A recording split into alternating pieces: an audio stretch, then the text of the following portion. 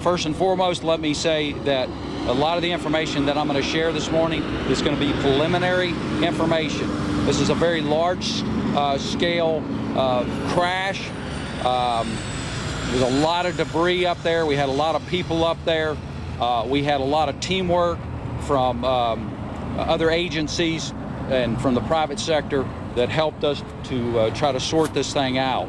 So if I sound generic, it's because I don't have some of that all the information that we're looking for at this point, but we do anticipate having another a press release come out later today that's got as much information as I've got to provide you guys.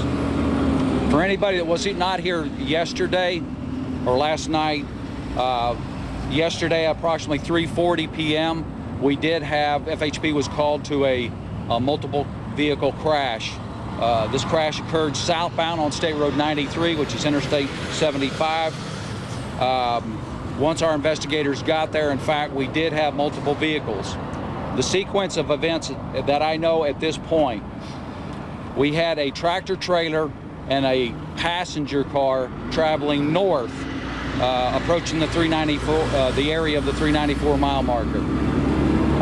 Also, we had a tractor trailer and a passenger van traveling south in approximately the same area. At some point, the tractor trailer and the passenger car that were traveling north collided and then subsequently went through the guardrail traveling into the southbound lanes. At some point, those vehicles struck a passenger van and the other semi-truck. Once the semis struck, they both caught on fire, as well as the passenger car that was carried over from the northbound lane. What we've learned since the crash, we had actually a fifth vehicle that came through and struck either some of the occupants that had been ejected or some of the debris that was on the roadway. What we know at this point is that we do have 7 fatalities out of this incident. 5 of them were children. I don't have their exact ages at this point. I can tell you they range from 8, 9, and up to teenagers. We also have 2 adults that were killed. The 2 adults that were killed, one of them was driving the tractor trailer north, and the other one was the tractor driver driving south. We have approximately 6 to 8 people that were taken to local hospitals and with varying injuries. I don't have a current status on, exactly what those injuries are. I can tell you that it's a heartbreaking event. We have our command staff and our victim advocate that are going to be going to the hospital and meeting with some of the victims' families this morning. And to speak a little more about the roadway, I'm going to turn it over to Troy Roberts with the Florida Department of Transportation. Troy? This is a tragic accident. My heart breaks for all the people involved, and on behalf of FDOT, our condolences to the families and to the victims and to the folks who survived this crash. We know this is just an awful situation.